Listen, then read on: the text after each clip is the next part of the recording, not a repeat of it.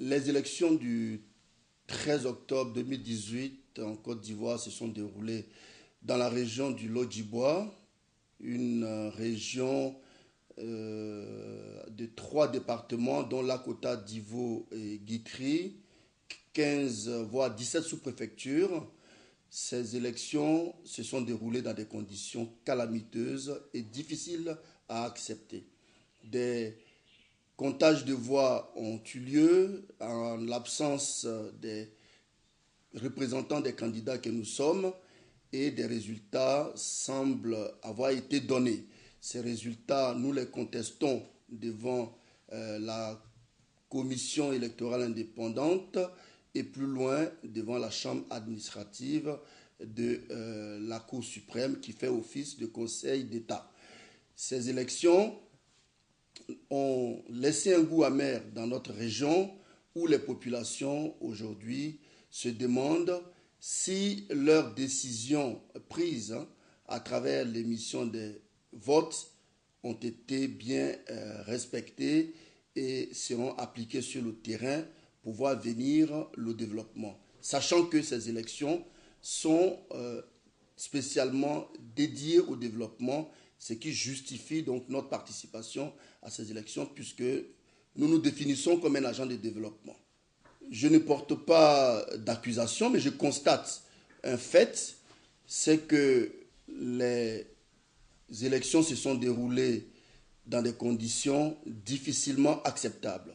Et comme c'est la CEI qui est un organe dédié à la surveillance de ces élections, nous pensons que la CEI doit ouvrir les yeux sur les irrégularités. Et d'ailleurs, nous avons discuté avec quelques membres de la CEI qui eux-mêmes reconnaissent les irrégularités au point où l'orientation qu'ils nous donnent, c'est de saisir la chambre administrative de la Cour suprême et c'est tout à fait ce que nous sommes en train de faire. Toujours est-il que ces élections ont connu beaucoup de violence dans notre région, aussi bien à Divo où des électeurs ont été poursuivis dans la commune de Divo et dans la sous-préfecture, dans certaines localités, poursuivis par des loupards, des personnes armées de couteaux, de machettes, qui, semble-t-il, étaient à la solde d'un certain nombre d'acteurs. Nous ne savons pourquoi. En tout état de cause, dans ces localités, les élections ne se sont pas déroulées comme il se doit. À Iré, dans toujours le département de Divo, il s'est passé nombre d'irrégularités où des personnes également peu avenantes, des loupards, des hommes au service de la CEI se sont introduits dans certaines localités, sémant la terreur, la frayeur, poussant des électeurs à prendre la poudre d'escampette et à ne pas exprimer leur vote. On a vu des acteurs eux-mêmes en plein bureau de vote en train d'émettre plusieurs bulletins dans les urnes, certains en train de distribuer des billets de banque en plein bureau de vote. Tout ça a été relevé et porté à la connaissance des juridictions qui vont certainement se prononcer dans les prochains jours. Mais les cas les plus graves et les plus criants, mais les plus inadmissibles, se déroulent à Lakota sur un département très peuplé, un département décisif, j'allais dire. Dans ce département, finalement, les brutalités se font connaître aux alentours de 10 heures du matin et déjà à ce moment-là, les localités des sous-préfectures qui n'étaient pas concernées par ces violences, puisque ces violences se déroulent en commune, sont visitées par des agents venant de n'importe où, leur faisant croire que la guerre arrive et que, attention, ça va reprendre comme dans les années passées, en 2010 ou je ne sais quoi d'autre. À ce moment-là, mettez-vous à la place des populations. Elles prennent naturellement la poudre d'escampette, elles rentrent en brousse et finalement, personne ne viendra voter. En sachant que à 16 heures déjà, certaines personnes venant de la ville, accompagnées par des forces de l'ordre, on ne sait pas trop si ce sont des vraies forces de l'ordre régaliennes, hein. Moi je n'accuse personne, mais dans tous les cas, des gens habillés en tenue militaire viennent ramasser les urnes en demandant aux représentants et aux présidents des bureaux de vote de replier sur la quota, etc., sans avoir signé les PV, sans avoir vérifié les écritures, sans dépouillement, rien. À ce moment-là précis, à la quota, les personnes sont désemparées parce qu'on ne sait pas où se déroule le dépouillement, naturellement. On cherche où ce déroulement va avoir lieu, mais cela se passe dans un climat de terreur où les gaz lacrymogènes sont tirés partout, des fumigènes, des courses-poursuites, parce qu'à ce moment-là, il y a effectivement mort d'homme, parce qu'il y a un de nos citoyens, un de nos concitoyens, un de nos frères qui est égorgé dans ces élections à Lakota, et tout le monde est mort de peur. À partir de là, on ne sait plus où le dépouillement se déroule. Alors, les gens qu'on a laissés dans les sous-préfectures au sein des bureaux de vote et qui ne savent pas où sont partis leurs votes, ne savent pas où sont partis les urnes, et courent un peu partout, on vient à Lakota et dans cette ambiance, ne savent pas à quel sens se vouer. Ils se rendent à la CEI et là on leur dit non, non, le dépouillement ne se fait pas à la CEI, ça se fait dans des endroits qui ne sont pas prévus. Allons-y voir, c'est dans les locaux de la sous-préfecture et de la préfecture. Mais pour y entrer, difficile, parce que les forces de l'ordre font déjà leur travail. Ce que d'ailleurs je remarque et je les félicite, puisqu'elles sont là pour nous sécuriser. Elles ne peuvent pas laisser les gens aller et venir dans des conditions atroces, des conditions d'insécurité aussi graves. Donc elles demandent aux gens de se tenir à carreau. Et notamment, nos représentants ne peuvent pas accéder à ces endroits qui n'étaient pas prévus pour les dépouillements.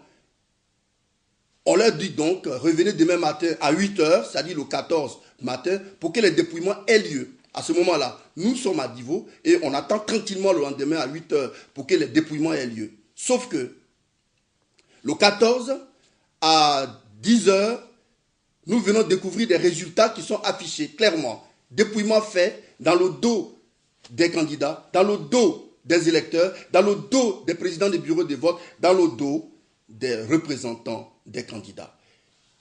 Sans donc signature des PV, sans validation des résultats, on a posé la question aux représentants de la commission électorale indépendante présente, lesquels nous ont déclaré clairement qu'elles ne sont pas obligées, elles ne sont pas tenues d'associer au dépouillement les candidats ni leurs représentants. Voilà ce qui est donc pour nous une atteinte grave à la liberté, une atteinte grave au droit de vote, une atteinte grave à la loi électorale défendue par la CEI à juste titre. Donc nous disons à la CEI qu'il y a eu entrave au jeu démocratique et que les résultats qui sont issus de ces urnes à Lakota, mais aussi à Divo, ne peuvent être considérés comme des résultats crédibles, en sachant qu'il faut ajouter à cette palette les résultats qui sont venus de Guitry. Comment peut-on nous faire croire et admettre que dans le département de Guitry, alors que nous avons dans chaque village de Guitry 25, minimum 25 représentants du flambeau du Lodjibois, puisque nous sommes le flambeau du Lodjibois. Nous avons dans chaque village 25 représentants. Peut-on nous faire croire valablement que nous avons 0 voix dans chaque bureau de vote? Cela est inadmissible. Les résultats qui sont sortis de Guitry sont simplement des résultats mécaniques, machinaux, qui ne tiennent aucun compte du vote émis par les citoyens du département de Guitry. Et les citoyens le font savoir, puisque le lendemain du vote, tous ceux qui ont participé au vote, qui ont émis leur suffrage, nous appellent les autorités pour leur dire, mais attention, à Guitry, le flambeau du Lodjibois, Maître Zéhouri, ne peut pas avoir 0 voix dans des bureaux de vote, puisqu'il a au moins 25 représentants dans chaque village. C'est ce qui s'est passé. Alors, devant ces évidences,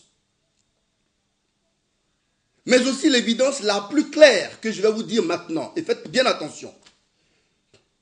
Dans cette élection, nous étions 6 candidats valables aux yeux des électeurs, 6 frères et sœurs qui se respectent les uns les autres.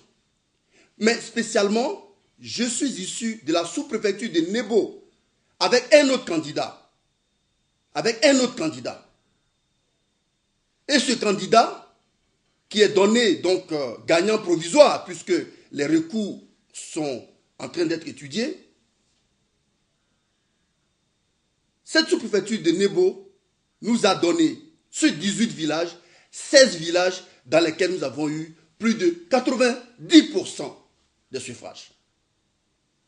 Ces suffrages sont composés à la fois des voix des allogènes, des allochtones, des autochtones aussi. Autrement dit, la campagne que nous avons menée pour promouvoir le développement et lutter contre la pauvreté a été entendue par toutes les populations vivant sur notre territoire et qui se sont senties concernées dans une même démarche participative.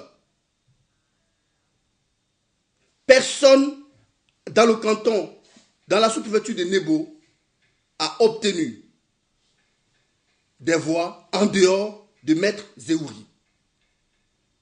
Alors, la sous-préfecture de Nebo, c'est un cas d'école. Comment peut-on donc nous faire croire que dans la sous-préfecture, dans les autres sous-préfectures, Guitry, Lakota, Divo, comment peut-on nous faire croire qu'il existe des électeurs captifs faits d'une population que nous ne connaissons pas, tapis dans les campements, tapis dans des endroits que, semble-t-il, eux seuls connaissent. Mais ce sont les mêmes populations, les mêmes campements que nous avons dans la sous-préfecture de Nebo, qui nous ont voté à 100%. Alors, si on peut me prouver aujourd'hui que dans la sous-préfecture de Nebo, un autre candidat, et notamment celui qui est issu de la même sous-préfecture que moi, a eu, ne serait-ce que la moitié des voix que j'ai eues, à ce moment, je peux comprendre qu'il y a eu un autre électorat qui n'est pas spécialement autochtone, mais qui est issu des communautés vivant avec les autochtones, mais tout aussi ivoirisés, puisqu'il y en a qui sont naturalisés, et je les salue. Comment peut-on me faire croire qu'à Guitry, ce sont ces populations-là qui se mobilisent pour voter les autres candidats? Que ce sont ces populations-là qui se mobilisent à Iroporia pour voter les autres candidats? Que ce sont ces seules populations qui se mobilisent dans les quartiers de Divo cachés? Non! C'est un mensonge grotesque que je veux dénoncer, mais avec la dernière énergie et l'amour que j'ai pour mon pays et pour mes parents, pour mes frères et sœurs. Non, arrêtez!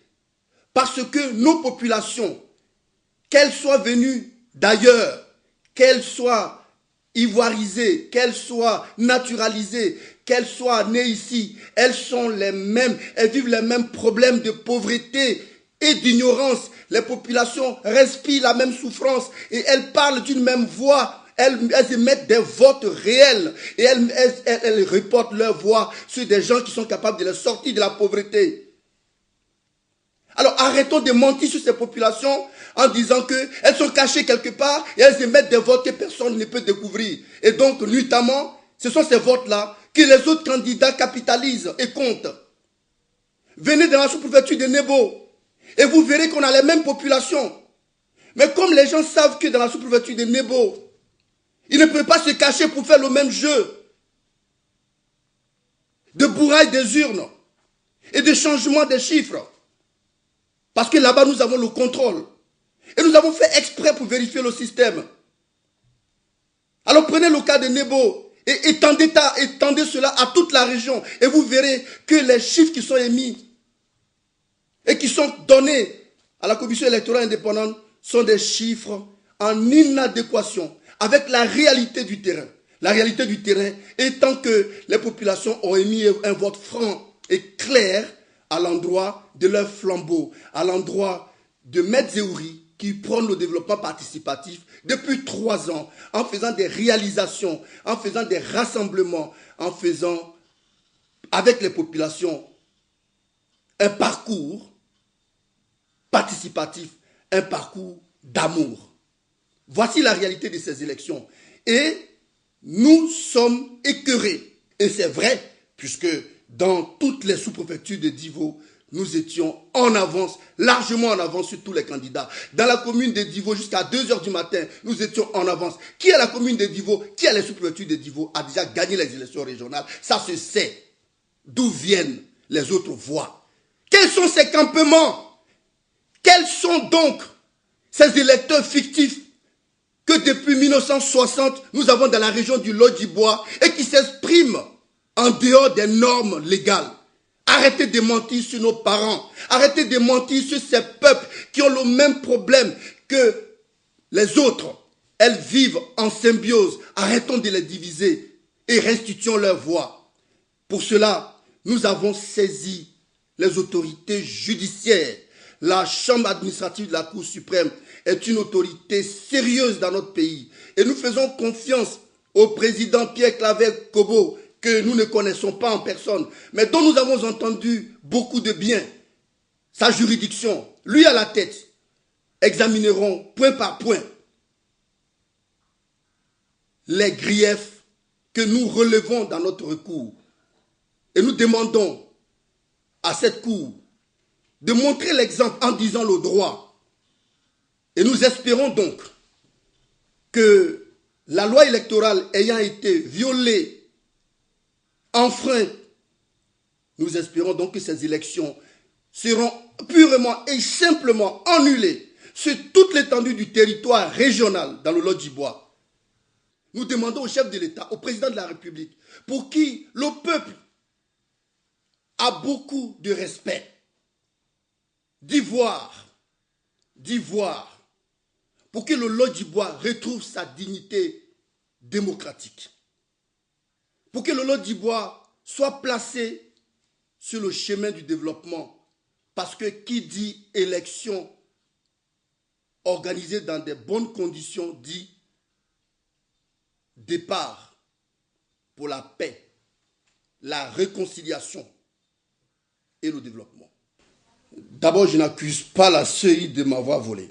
C'est un système qui est confusant et dans lequel même des frères, des acteurs de la CEI ne se retrouvent pas. Donc, ce n'est pas d'accuser la CEI de m'avoir volé. C'est un système qu'il faut changer. Bien. Et ce n'est pas un parti politique seulement qui a dénoncé la difficulté d'application de la CEI. C'est le monde entier. Et ça s'est traduit dans la justice, et notamment la Cour africaine des droits de l'homme. Bien, une fois que les juridictions supranationales se sont prononcées, bien entendu, nous considérons que les grands juges ne sont pas loin de la vérité. Par conséquent, la composition de la Commission électorale indépendante de Côte d'Ivoire pose problème. C'est connu. Et notre président de la République, dans sa dimension que l'on lui connaît, a lui-même demandé, suggéré, proposé que cette CEI soit réformée. À partir de là, nous considérons que ce que dit la Cour africaine des droits de l'homme n'est plus discutable. Mais pourquoi la réformer après les élections? Nous ne savons pas. J'ai été l'une des premières personnes sur Africa 24 à mettre en exergue la décision de la Cour africaine des droits de l'homme. Mais pourquoi penser à la réforme après les élections locales? Le chef de l'État, le gouvernement, les institutions de la République ont estimé que c'était la meilleure façon de faire. Nous sommes citoyens. Nous sommes soumis à la loi de notre pays. Nous respectons les institutions. Nous ne voulons pas que l'extérieur vienne nous dicter le respect de nos institutions. Notre président de la République est notre premier citoyen. Ce qu'il dit, nous lui faisons confiance. Nous espérons donc, en ce qui concerne ma région, qu'un développement pour rattraper ces choses va se faire. Oui, aujourd'hui, les choses sont sorties du contexte où l'État doit intervenir. C'est désormais entre les mains de la justice. Mais nous pensons que la justice sera suffisamment libre, suffisamment transparente pour se prononcer. Nous ne regrettons donc pas d'avoir participé à ces élections, parce que la vie démocratique doit être animée. Elle doit être animée. Et c'est justement parce que nous sommes là-dedans que nous pensons pouvoir, de l'intérieur, faire des propositions et corriger les choses. Et c'est ce que nous sommes en train de faire à votre micro.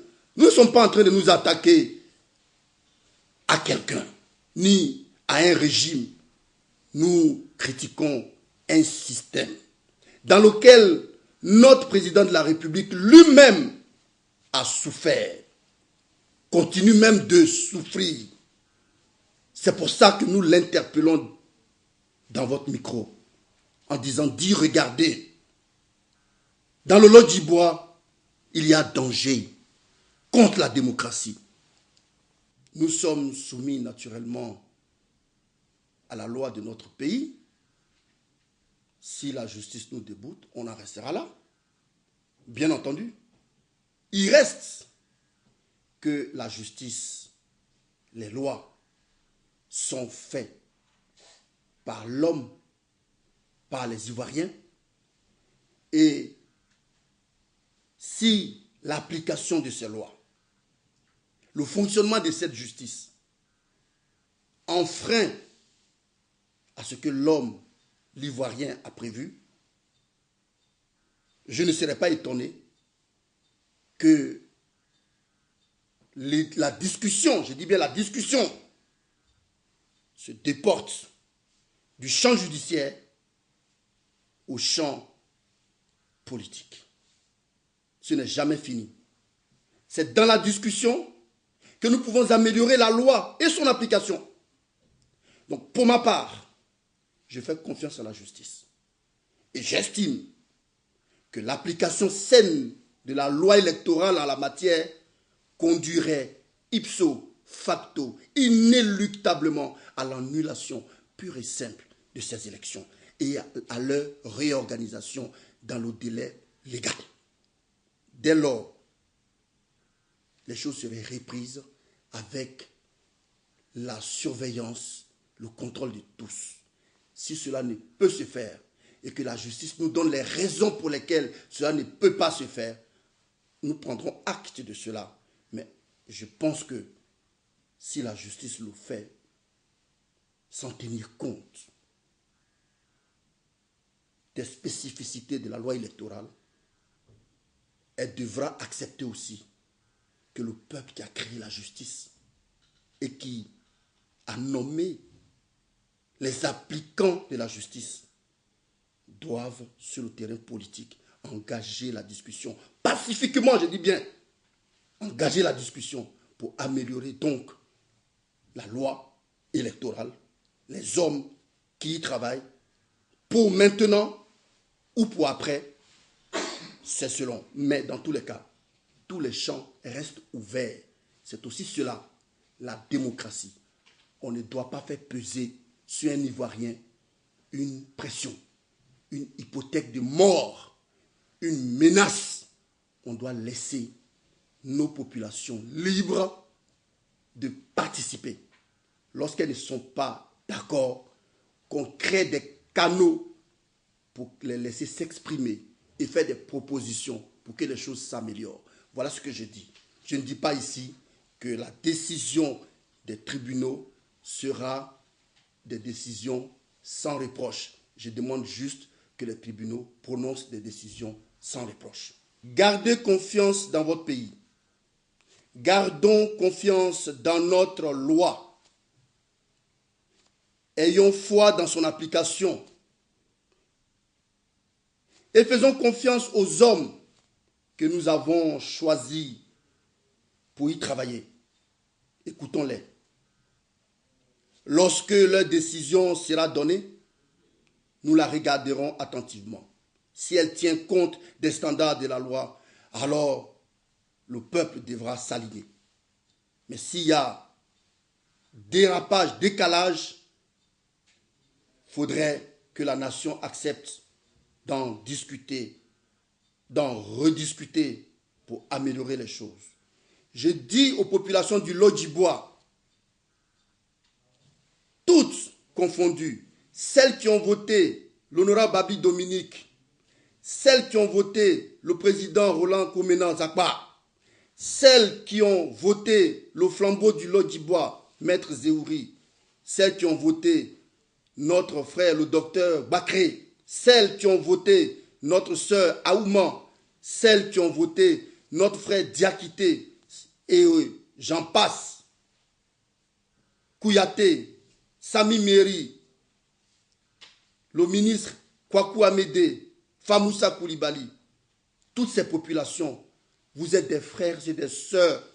Votre mère nourricière, c'est le Lodjibois. C'est là que vous tirez votre essor. Vous devez avoir le souci permanent de son développement. Vous devez avoir le souci permanent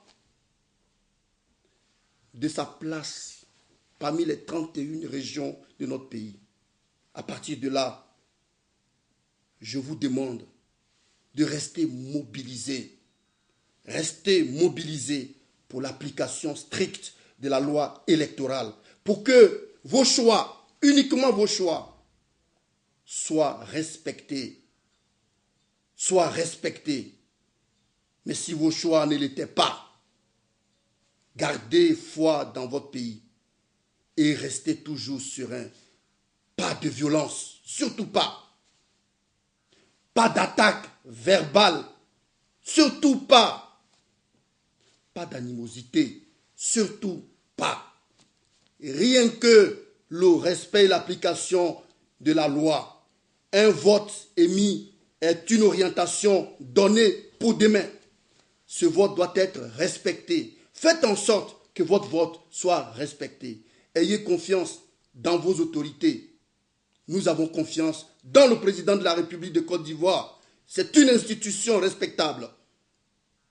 Nous avons confiance dans le gouvernement de Côte d'Ivoire. C'est un gouvernement qui a fait ses preuves. Mais nous devons rester vigilants sur l'application de la démocratie. Fût-elle une démocratie locale?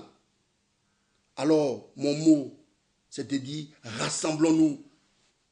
Rassemblons-nous pour combattre la pauvreté extrême qui mine nos champs, qui mine nos foyers, qui mine nos populations. Rassemblons-nous. C'est la seule chose qui vaut. Il n'y a aucun calcul politique, aucune victoire politique qui peut être plus exaltante que la lutte contre la pauvreté. Alors rassemblons-nous autour de ces valeurs et restons vigilants. Dieu bénisse le Lodjibois. Dieu bénisse nos parents, nos populations. Je vous aime de tout mon cœur. Dieu bénisse mon pays, la Côte d'Ivoire et ses institutions. Nous avons foi dans ces institutions. Nous avons foi dans le président de la République qui est un homme à dimension internationale. Nous attendons la justice. Merci. Vous avez découvert ici. Que vous avez découvert Ivoire TV. Ivoire TV.